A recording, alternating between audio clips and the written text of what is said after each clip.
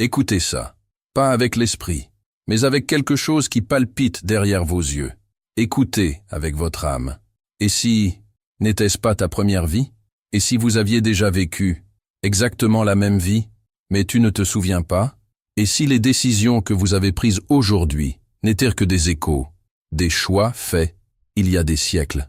Carl Jung a écrit « L'âme semble porter une mémoire qui transcende la biographie de l'individu. » Avez-vous déjà ressenti cela? L'étrange sentiment que quelque chose est sur le point de se produire. Mais c'est déjà arrivé. Rencontrer quelqu'un que tu jamais vu, mais en regardant dans les yeux, le cœur dit « Je te reconnais ». Vous n'êtes pas ici par hasard. Vous avez cliqué sur cette vidéo parce qu'une partie oubliée de vous essaie de se souvenir. Et aujourd'hui, le voile va commencer à se lever.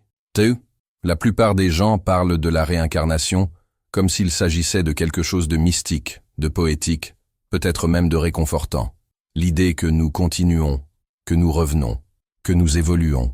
Mais personne ne dit quoi Carl Jung intuitivement derrière cela. Personne ne parle de ce qui se passe quand le cycle n'est pas rompu, quand l'âme continue de tourner, non pas par choix, mais par inconscience.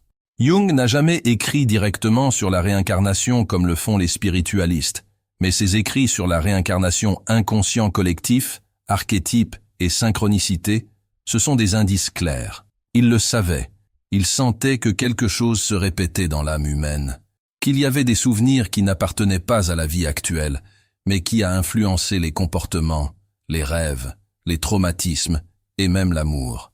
Vous êtes-vous déjà demandé? Pourquoi êtes-vous né dans cette famille exactement? Pourquoi répétez-vous toujours le même schéma dans vos relations, même si vous essayez de tout faire différemment? Pourquoi certains lieux, odeurs, sons, provoquent en vous une émotion qui ça n'a aucun sens? Mais est-il impossible de l'ignorer? Helena Blavatsky, qui a profondément influencé la pensée ésotérique européenne ainsi que Jung lui-même, a déclaré que la réincarnation n'est pas un simple saut entre les corps. C'est une spirale évolutive, où la conscience monte, ou descend, ou réveillez-vous, ou dormez de plus en plus profondément. La plupart dorment, mais certains, comme toi, ils commencent à se réveiller. Et c'est ici que commence le grand conflit. Vous vous en souvenez, mais vous ne vous en souvenez pas. Vous avez l'impression que quelque chose ne va pas, mais vous ne savez pas quoi. Il se réveille l'âme fatiguée, comme s'il avait vécu 100 vies en une nuit. Et le monde essaie de vous convaincre qu'il est juste fatigué, juste du stress. Mais au fond, tu sais, il y a quelque chose de plus grand qui bouge en vous. Et voici une vérité que presque personne n'a le courage de dire. La réincarnation n'est pas un cadeau, c'est une responsabilité. Chaque tournant, chaque vie est une nouvelle chance de briser le cycle. Mais si vous ne voyez pas, si vous ne vous en souvenez pas, vous répéterez, et répétez, et répétez. Carl Jung a écrit sur les complexes autonomes de la psyché, des noyaux émotionnels inconscients qui agissent comme de petites personnalités en nous. Et si ces complexes étaient des échos d'autres vies, des traces de l'âme qui persistent entre les incarnations, attendant d'être vues, accueillies et guéries? Jung a dit « Ce à quoi nous ne sommes pas confrontés dans notre inconscient se manifeste dans nos vies sous forme de destin. » Et si ce destin était précisément la réincarnation qui se répète? Vous êtes-vous déjà demandé pourquoi la vie est ainsi? Pourquoi manquez-vous quelque chose que vous n'avez jamais vécu? Pourquoi rêvez-vous de paysages que vous n'avez jamais vus, mais qui vous font pleurer? Pourquoi avez-vous des peurs que vous ne pouvez pas expliquer, comme s'il s'agissait de cicatrices invisibles qui portent des millénaires? Blavatsky disait que l'âme enregistre tout, et un jour le souvenir revient, pas comme un souvenir clair, mais comme pression interne, désir de sens, vide existentiel. C'est l'âme qui essaie de se souvenir. C'est toi qui essaie de te réveiller. Mais que se passe-t-il lorsque nous n'entendons pas cet appel? Rien n'explose, rien ne nous prévient. La vie continue normalement, et c'est là que se cache le danger. Vous entrez dans une autre relation, avec la même douleur que toujours. Acceptez un autre travail, qui draine votre âme. Répétez les mêmes erreurs, et tout semble normal. Mais à l'intérieur, l'âme crie, silencieusement. Carl Jung ne voulait pas que vous vous connaissiez vous-même. Il te voulait si tu te souviens de qui tu es. La réincarnation, pour Jung, n'était pas une doctrine religieuse. Era un phénomène psychologique.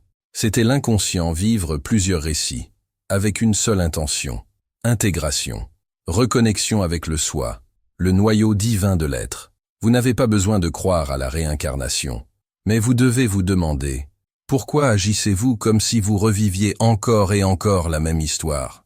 Pourquoi certains traumatismes reviennent-ils, même après tant d'efforts pour les oublier? Peut-être parce que tu n'es pas venu pour oublier. Tu es venu à se souvenir, pour guérir, pour transcender. Et pour cela, l'âme écrit des indices, dans les rêves, au rendez-vous, dans des douleurs qui reviennent avec un autre nom, un autre visage, une autre ville.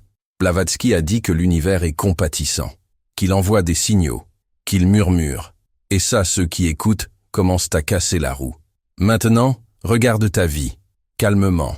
Qu'est-ce qui se répète? Qui est revenu? Même avec un autre corps, un autre nom, un autre rôle. Jung a déclaré que tout ce qui nous touche émotionnellement nous laisse des symboles, et c'est à travers ces symboles que l'inconscient parle. La réincarnation pour lui était un récit symbolique profond, où le passé, le présent et le futur dansent ensemble. Pouvez-vous voir les pas de cette danse? Ou êtes-vous toujours coincé avec les mêmes vieux accords? Peut-être que vous n'avez pas besoin d'autres réponses. Il faut du courage pour regarder encore pour les questions qui vous accompagnent depuis l'enfance. Et si vous saviez déjà tout ce dont vous avez besoin, mais dans une autre vie?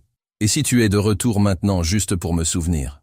Nous explorons quelque chose qui change radicalement la vision traditionnelle de la réincarnation. Les schémas émotionnels, les cycles de répétition, les peurs et les relations que vous vivez aujourd'hui, ce sont des indices directs de ce que vous n'avez pas encore guéri et de ce que vous avez déjà essayé de guérir dans des vies antérieures. Parlons le karma comme mécanisme psychologique et énergétique, à propos nœuds invisibles qui te tient au volant, et à propos comment commencer à vous en libérer dans cette vie. 1. À partir de là, il n'y a plus de retour en arrière pour l'éveil. Avez-vous déjà remarqué à quel point la vie a une manière particulière de répéter les mêmes leçons? Vous changez de ville, changez de partenaire, changez de routine, mais les vieux sentiments sont toujours là. La peur du rejet, le sentiment d'être invisible, la douleur de faire confiance et d'être déçu, la solitude qui apparaît même lorsque l'on est entouré de gens. C'est comme si quelque chose en toi était bloqué sur une fréquence. Et peu importe à quel point vous essayez d'avancer, la vie vous ramène. Retour à la même émotion. Revenons au même point. Et puis, vous vous demandez, pourquoi est-ce que ça m'arrive toujours? Carl Jung a appelé cela répétition symbolique. L'âme, selon lui, cherche l'intégration. Et ce qui n'a pas été compris, tend. Pas pour une punition, mais parce qu'il faut le voir. Et ce qu'on ne voit pas, insiste. Il insiste sur les relations qui deviennent des miroirs. Insiste sur les crises émotionnelles qui surviennent sans raison apparente.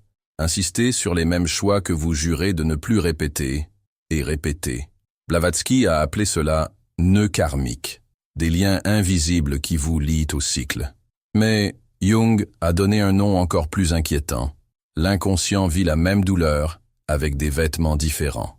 Imaginez ce qui suit. Une femme de 52 ans. Appelons-la Clara. Clara est sensible, généreuse et introspective. Il a toujours cherché à vivre avec conscience.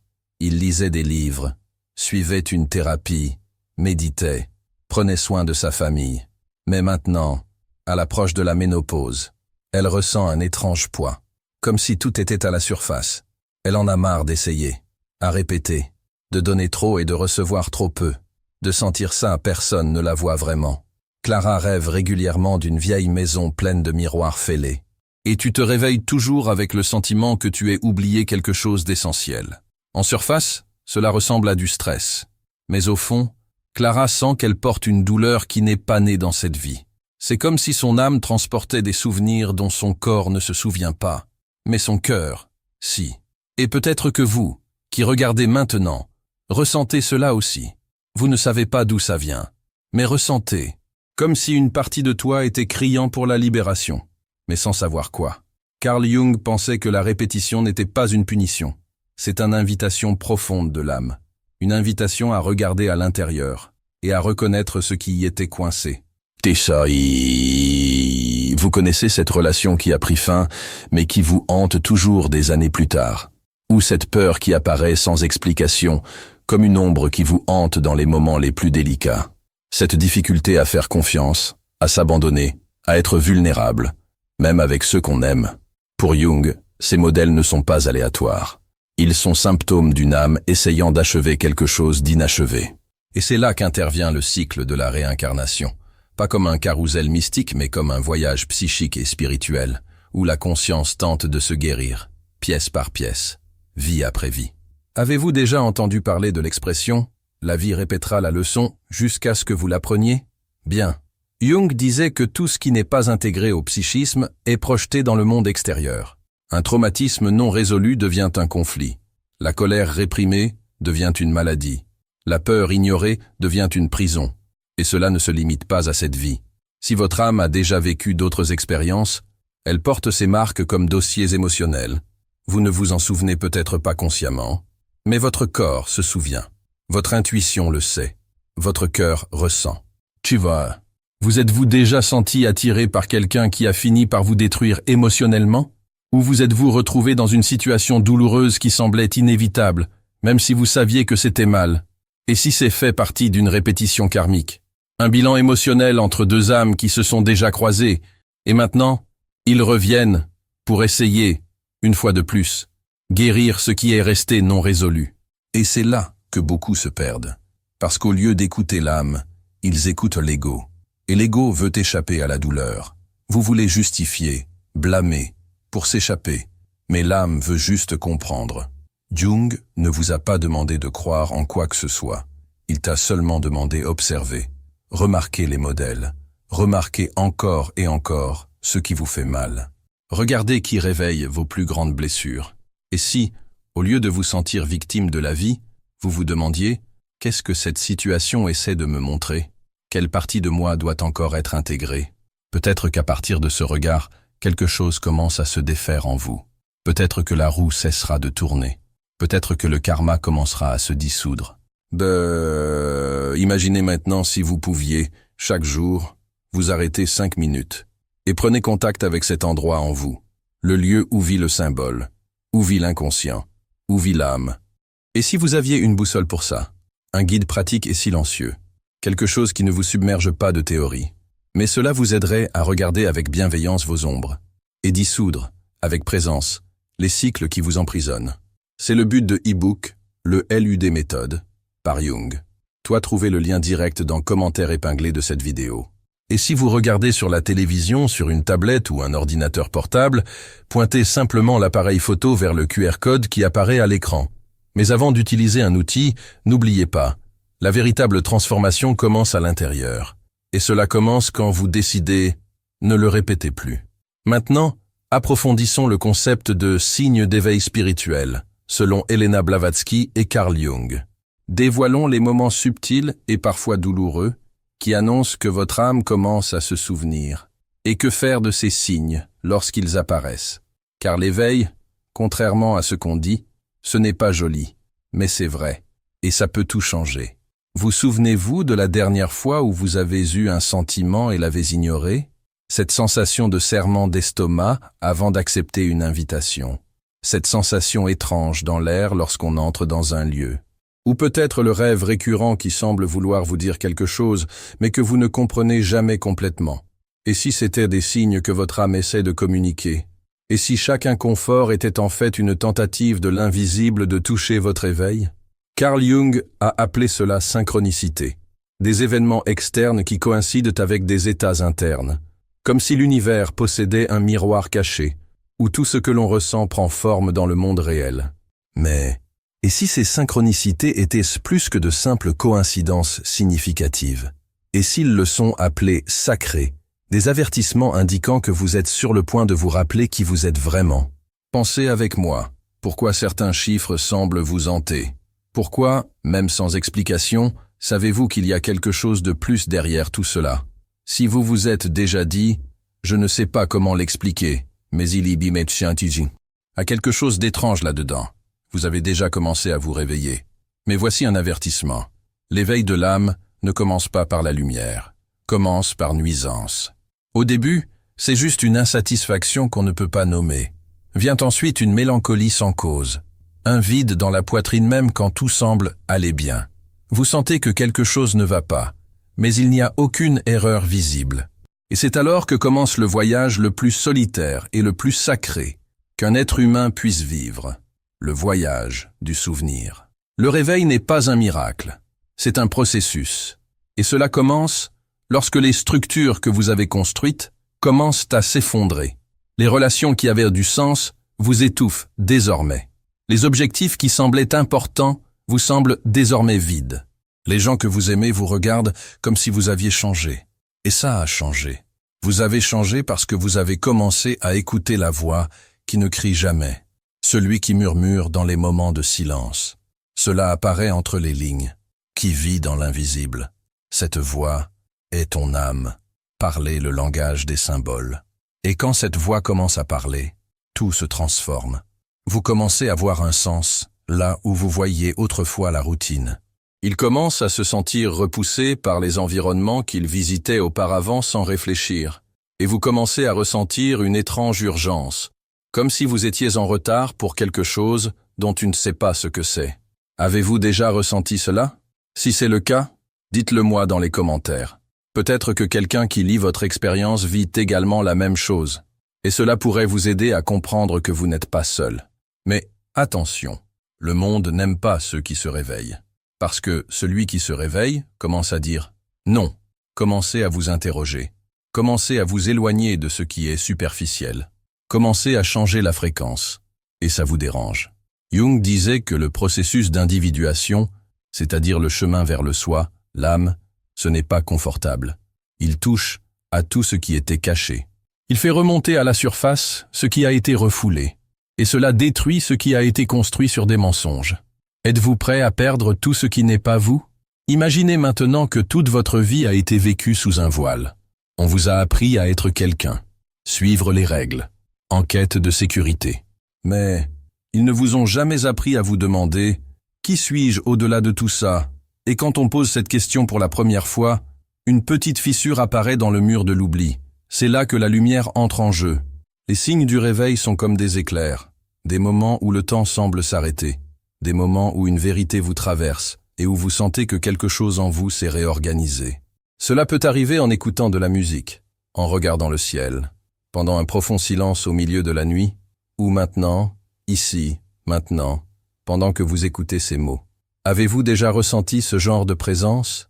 Ce sentiment que quelque chose de plus grand se produit, même si personne d'autre ne le remarque?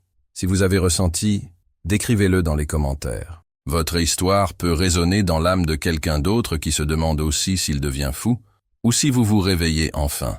Mais l'éveil a un prix, et ce prix s'appelle solitude. Vous commencez à vous éloigner de ce qui est superficiel, ce qui est automatique. Qu'est-ce qu'un mensonge? Et pendant un moment, on dirait qu'il a tout perdu.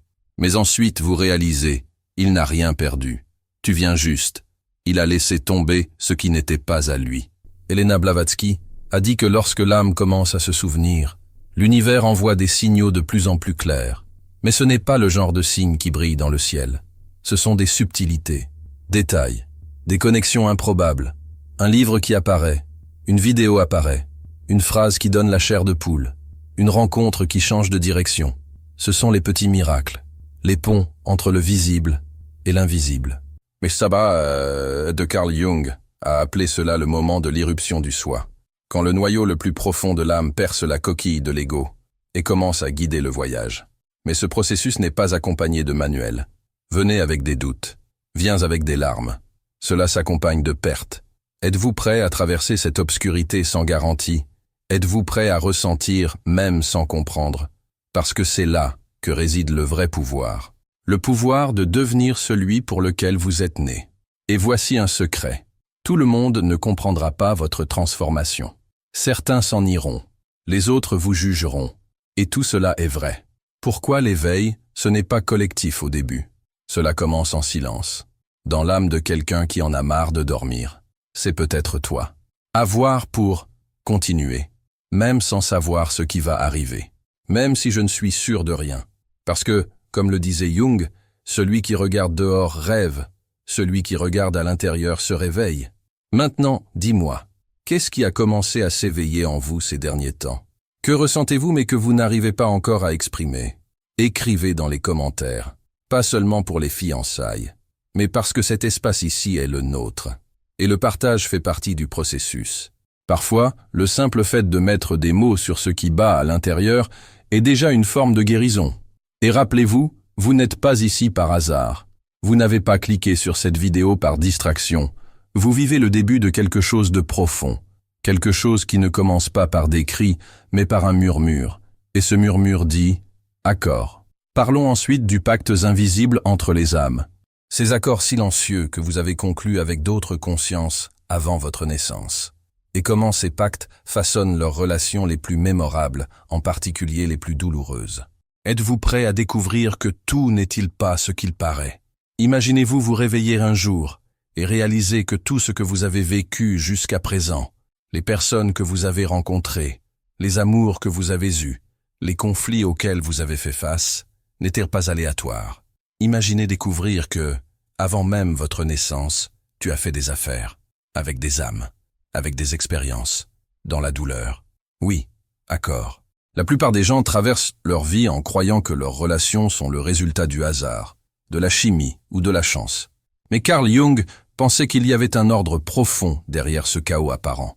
Un ordre qui organise les rencontres, les séparations, les apprentissages, comme si une main invisible traçait les contours de notre histoire avant même que nous prenions notre premier souffle. Et si tout ce qui vous a le plus marqué, c'était l'accomplissement d'un pacte invisible. En 1979, l'Université de Virginie a lancé une recherche dirigée par Ian Stevenson, qui hante encore aujourd'hui le monde universitaire. Plus de 2500 cas documentés d'enfants prétendant se souvenir de détails de leur vie passée. Dans bon nombre de ces récits, des liens avec d'autres personnes étaient maintenus. Un garçon s'est souvenu du nom de son ancienne épouse. Une fille a décrit le visage de sa sœur dans sa vie antérieure et a pleuré pour elle comme si elles étaient toujours connectées. Étaient-ce des fragments de mémoire ou des liens d'âme qui résistent au temps, au corps et à la mort? Elena Blavatsky a dit que tout est énergie, et l'énergie ne se dissout pas, ça se transforme simplement. Alors pourquoi ne pas penser que les liens les plus profonds demeurent, même quand tout change? Kaleadas. Imaginez maintenant le scénario suivant. Un homme passe des années à essayer de reconquérir la même femme. Les relations se répètent, se terminent, reviennent. Il n'y a pas de paix, mais il n'y a pas non plus de libération. Il essaie de rationaliser. Thérapie, changement de pays, nouvelle carrière. Mais son visage le hante dans ses rêves. Ce qu'il ne sait pas, c'est que cette connexion n'a pas commencé dans cette vie. Il a été scellé bien plus tôt, à une époque où ils se promettaient tous les deux quelque chose qui n'a pas encore été réalisé. La douleur qu'il ressent, ce n'est pas seulement émotionnel, était spirituel. Carl Jung parlait d'archétypes relationnels, mère, père, fils, amant, maître, ennemi. Et si chaque personne qui vous impacte profondément était remplir un rôle archétypal sur votre voyage? Et si cet ami qui est arrivé juste au moment où tu en avais le plus besoin, ou cet adversaire qui a mis votre patience à rude épreuve, étaient des âmes que vous invitez pour votre processus d'éveil? Vous n'êtes pas obligé de croire quoi que ce soit de tout cela maintenant, mais permettez-vous de ressentir. Qui dans votre vie vous a poussé à vous transformer? Qui vous a blessé, mais vous a forcé à vous regarder? Qui vous a aimé d'une manière si inexplicable qu'il semblait connaître votre âme avant même la première rencontre? Vous êtes-vous déjà demandé pourquoi certaines connexions se produisent si rapidement, si profondément, si illogiquement? C'est comme si le temps entre deux âmes disparaissait, et tout ce qui restait était reconnaissance. Najitari, dans la psychologie analytique de Jung, il existe un phénomène appelé projection inconsciente. C'est quand nous voyons chez les autres ce que nous nous cachons. Mais parfois, il ne s'agit pas seulement de projection, il s'agit de sauvetage. Peut-être que cette personne qui t'a appris à faire confiance, cela vous rend quelque chose que vous avez perdu il y a de nombreuses vies. Peut-être celui qui t'a trahi. Répétez une douleur que vous portez tous les deux, et qui ne sera guérie que lorsque quelqu'un décide de briser le cycle. Et cette personne pourrait être vous. Dans les textes les plus cachés de la théosophie, Blavatsky mentionne les fils d'argent, des lignes énergétiques qui relient les âmes à travers le temps, l'espace et la matière. Ces fils vibrent lorsqu'une réunion a lieu, même si vous ne le voyez pas. Vous ressentez. Cela vous est-il déjà arrivé? Rencontrer quelqu'un et avoir le sentiment de le connaître déjà? Ressentir un amour instantané ou un inconfort viscéral, sans raison apparente? Laissez-le dans les commentaires. C'est peut-être l'un des espaces où ces histoires ont un sens. Car ici, nous écoutons avec notre âme. Oh mais tous les pactes ne sont pas bons. Certains sont stimulants. Cette mère difficile. Ce fils qui est arrivé plein de défis. Ce patron qui semble toujours vous provoquer. Et si vous les choisissiez? Pour apprendre la patience, pour développer la force, pour retrouver votre essence même au milieu du chaos. Blavatsky a dit que les accords les plus importants ne sont pas conclus entre des âmes parfaites. Ils sont faits entre des âmes qui sont encore essayant de me souvenir. Vous ne vivez pas avec des personnes au hasard. Vivez-vous avec miroir. Certains vous reflètent à la légère, d'autres souffrent. Mais ils vous montrent tous quelque chose que l'âme veut voir, envie d'accueillir. Vous voulez transcender. Et si toute votre vie actuelle était une chorégraphie, un ballet cosmique où chaque pas, chaque échec, chaque chute, cela fait-il partie d'un plan dont on commence seulement à se souvenir? Dans les cercles spirituels plus anciens, il y avait un dicton. Rien n'entre dans votre vie sans votre permission sur un autre avion. C'est effrayant, je sais, mais c'est aussi libérateur. Parce que si tu l'acceptes, tu peux aussi reconstruire, transformer. Choisissez à nouveau. Jung disait que l'être humain éveillé ne nie pas l'inconscient. Il le reconnaît. Et ce faisant, vous cessez d'être une marionnette de la vie et commencez à l'être. Auteur de son propre destin. Dit Lata. Pensez maintenant. Quel lien semble impossible à rompre? Quelle situation semble s'être répétée avec différents personnages? Quel genre de personne revient toujours sur son chemin, avec de nouveaux visages, mais avec la même douleur? Êtes-vous prêt à regarder cela avec un nouveau regard? Peut-être que l'univers n'attend que ce regard. Savez-vous ce que Jung a dit d'autre? Ce véritable éveil se produit lorsque vous réalisez que tout le monde est toi sous d'autres formes, que tout conflit extérieur naît d'une fracture interne, et que guérir vos relations, c'est aussi guérir des parties oubliées de votre âme. Et si vous êtes actuellement dans l'un de ces pactes actifs, un mariage usé, mais encore plein d'apprentissage, un père absent qui te blesse toujours par son silence. Un ami qui est entré dans votre vie comme la lumière et est parti comme une tempête. Vous pouvez maudire ces expériences, ou vous pouvez les déchiffrer. Le choix, il a toujours été le vôtre, même quand tu ne le savais pas. Adi Odina. La question qui reste maintenant est la suivante. Êtes-vous prêt à se souvenir les pactes que tu as conclus, honorer ceux qui ont encore du sens, et libérer, avec amour, ceux qui ont déjà rempli leur rôle? Si oui, écrivez dans les commentaires. Je choisis de me souvenir. Peut-être que cette simple phrase commence déjà à vibrer dans les fils invisibles de votre voyage. Peut-être que ce qui a été oublié commencera à revenir. Mana, préparez-vous. Nous allons vous révéler les signes les plus subtils et les plus puissants que ton âme. Il a déjà commencé à se souvenir. Ces signes ne sont pas des visions mystiques ou des expériences surnaturelles. Ce sont des moments communs, mais pleins de lumière. Ce sont des petits indices laissés par vous-même, avant de naître. Les reconnaîtrez-vous? Peut-être que vous ne l'avez pas réalisé quand c'est arrivé. Il n'y a pas eu de flash. Aucun ange ne vous disait que vous étiez prêt. Il n'y avait ni rituel, ni initiation. Mais, à un moment donné de son histoire, tu as commencé à réveiller-vous. Il commença à se demander pourquoi tout semblait se répéter. Pourquoi certaines personnes reviennent comme des miroirs? Pourquoi certaines douleurs persistent comme des fantômes? Et surtout, pourquoi le sentiment de quelque chose de plus grand ne vous a jamais complètement quitté? Cette inquiétude que vous portez n'est pas une erreur. C'est le premier signe que ton âme, il a déjà commencé à se souvenir. Vous souvenez-vous du sentiment d'être dans un endroit où vous n'êtes jamais allé et du sentiment d'être rentré à la maison? Ou le frisson qui apparaît sans raison face à une chanson, un paysage, un regard? Ces expériences ne sont pas petites.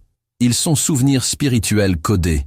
Des moments où l'âme traverse l'illusion du temps et murmure « Je suis venu ici ». Carl Jung disait que les expériences les plus profondes ne sont pas bruyantes.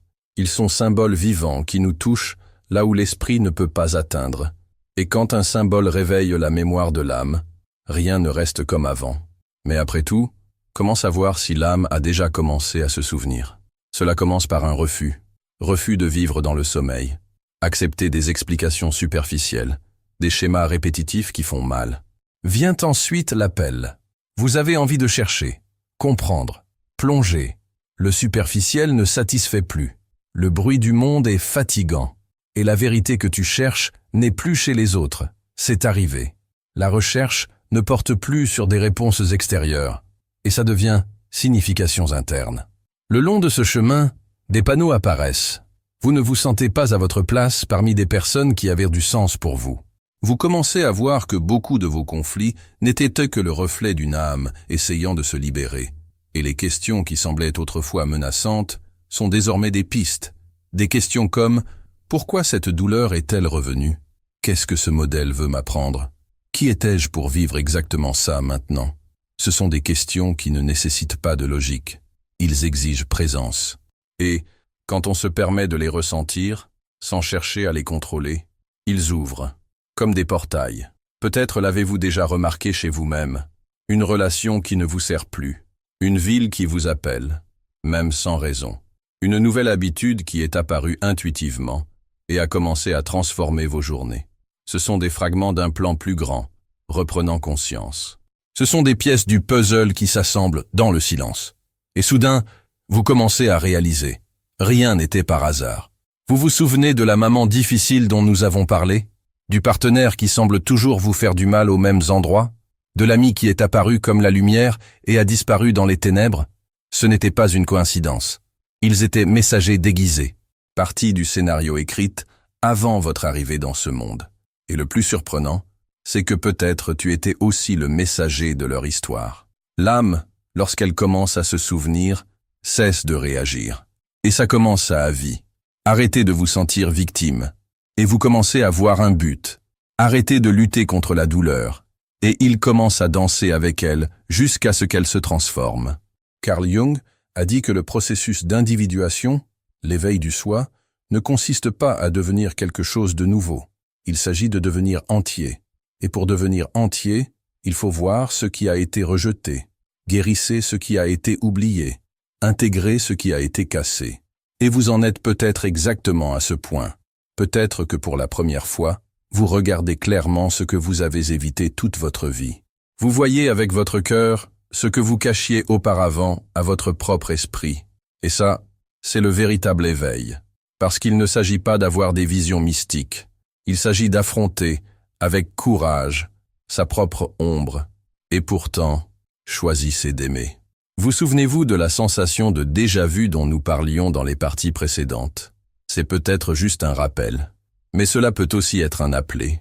Une brèche dans la matrice de la routine. Un instant où l'âme pose ses lèvres à sa conscience et dit « Réveille-toi, maintenant ». Et quand vous commencez à répondre à cet appel, le monde change. Mais pas parce que le monde a changé. Vous avez changé. Certaines personnes vous trouveront étrange. D'autres vous qualifieront de trop sensible. Peut-être même exagéré. Mais ces mêmes personnes, à un autre niveau, sont peut-être celles qui vous ont demandé de vous réveiller en premier, pour éclairer des chemins qu'ils ne peuvent pas encore voir. Avez-vous déjà pensé à cela? Que votre douleur peut être une carte vers la guérison de quelqu'un d'autre? Que votre voyage, même avec toutes les chutes, ouvre des sentiers à d'autres? En psychologie analytique, Jung disait que les émotions intenses sont les portes de l'âme. Ne rejetez donc pas ce qui vous passionne. Ne fuyez pas ce qui vous ébranle. Là, juste là, se trouve la clé. Et peut-être, cette vidéo était l'un de ces portails. Il est maintenant temps de regarder tout ce que vous avez vécu jusqu'à présent et de vous demander « Qu'est-ce que j'en ai appris? En quoi était-ce une répétition? Et qu'est-ce que je suis enfin prêt à transformer ?» Pensez à toutes les connexions qui vous ont marqué, tous ces rêves étranges, toutes les intuitions que vous avez ignorées. Pensez aux cycles et ressentez lesquels d'entre eux doivent encore être honorés et lesquels doivent être fermés. C'est à ce stade du chemin que le voyageur spirituel trouve la liberté. Pas la liberté de faire ce que vous voulez, mais la liberté de soi ce que tu es. Ne plus vivre comme le reflet de l'inconscience, mais comme expression de la vérité. Et cette vérité vit déjà en vous, toujours vécue. Mac, vous avez déjà commencé à vous souvenir. Vous avez déjà commencé à entendre les murmures. Il a déjà commencé à ressentir l'appel. Maintenant, il est temps d'agir. Construisons ensemble une pratique étape par étape, profond et émotionnelle, pour que vous puissiez mettre en œuvre, dans votre vie quotidienne, tout ce qui a été éveillé ici. Transformons les connaissances en action. Mémoire en libération. Spiritualité dans la vraie vie. Si vous êtes arrivé jusqu'ici, quelque chose en vous a déjà changé. Il n'y a aucun moyen de franchir ce creux et de ressortir de l'autre côté de la même manière. Peut-être que vous ne pouvez pas expliquer ce qui a changé, mais ressentez. Vous avez l'impression que quelque chose s'est réveillé. Vous avez l'impression que des morceaux de votre âme sont revenus à leur juste place. On sent que, d'une certaine manière, cette vieille mémoire qui vit cachée entre les fissures de la vie quotidienne est plus vivant que jamais. Et voilà, face à ce nouvel état de conscience, une question surgit avec force. Qu'est-ce que je fais de tout ça? À quoi ça sert de connaître son histoire spirituelle, d'en percevoir les schémas, de comprendre les liens? Si tout reste pareil demain, Carl Jung a déclaré que la transformation ne se produit pas par l'information, mais par l'expérience intérieure.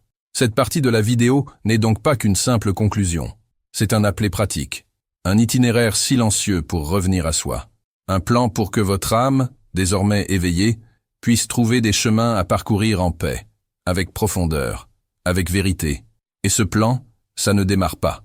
Cela commence au centre, là où l'âme et le quotidien se rencontrent. Ensuite, je partage avec vous 7 mouvements stratégiques vivre la réincarnation avec conscience, non pas comme un karma automatique, mais comme une évolution intentionnelle. Ne voyez pas cela comme une méthode, mais en tant que rituel de retour, une manière réelle et humaine d'aligner votre vie à votre essence. Respirez profondément et permettez à chaque mot de toucher ce qui doit être touché. N. 1. Créez un espace silencieux de 5 minutes par jour, juste pour vous en souvenir. Rappelez-vous qui vous êtes. Rappelez-vous ce que vous ressentez. Rappelez-vous ce que vous évitez. Cela pourrait être le matin, avant que le monde ne commence, ou la nuit, quand tout ralentit. Fermez les yeux, respirez, et écoutez ce que votre âme veut dire. Au début, il semble que rien ne se passe. Mais avec le temps, on commence à reconnaître la voix qui a toujours été là. 2. Observez les schémas avec votre cœur et non avec jugement. Commencez à remarquer ce qui se répète, dans vos réactions, dans vos relations, dans votre douleur. Écrivez-le. Décrire, sentir. Et au lieu de demander « Pourquoi cela arrive-t-il encore ?», demandez « Qu'est-ce que cela essaie de m'apprendre ? Quelle partie de moi est encore coincée ?» Cette question peut changer le cours d'une vie entière. 3. Pratiquez la clôture énergique des pactes qui n'ont plus de sens. Écrivez des lettres que vous n'enverrez jamais. Dites dans l'oreiller ce que vous ne pouviez pas dire dans le passé. Imaginez, les yeux fermés, vous et cette personne face à face, et dit « Je te libère et me libère. Merci pour le rôle que tu as joué. Je te suis. » Les fermetures conscientes libèrent des siècles de répétitions inconscientes. 4. Considérez votre sensibilité comme une boussole et non comme une faiblesse. Si quelque chose vous touche profondément, allez-y. Si quelque chose vous dérange sans explication logique, faites attention. Si quelque chose vous appelle silencieusement, écoutez. L'éveil de l'âme s'accompagne d'une expansion sensorielle. Et ça, c'est sacré. 5. Choisissez un lien par semaine pour donner un nouveau sens. Cela peut être avec un membre de la famille, un collègue, un voisin. Au lieu d'essayer de changer quelqu'un d'autre, changez de point de vue. Considérez cette personne comme une âme également en devenir. Cela ne justifie pas tout, mais cela explique beaucoup de choses. Et là où il y a compréhension, il y a place pour la guérison. 6. Transformez les tâches routinières en petits rituels de sensibilisation. Marchez pour aller au travail, pour faire la vaisselle, préparez un café. Tout peut être un moment de reconnexion, si vous êtes présent. Jung disait que le soi se révèle dans les petites choses, pas dans les grandes théories. Alors soyez là, même dans des choses simples. Et vous verrez, l'âme aussi a toujours été là. 7. Demandez des réponses avant de vous coucher, et soyez prêt à les recevoir à votre réveil. L'âme parle dans les rêves, et l'inconscient livre des cartes du jour au lendemain. Avant de fermer les yeux, dites sincèrement « Je suis prêt à me souvenir. Montre-moi ce que j'ai besoin de voir. » Et quand vous vous réveillez, écrivez ce qui vous vient, même si cela semble inutile. Au fil du temps, vous vous rendrez compte que ce n'était pas qu'un rêve.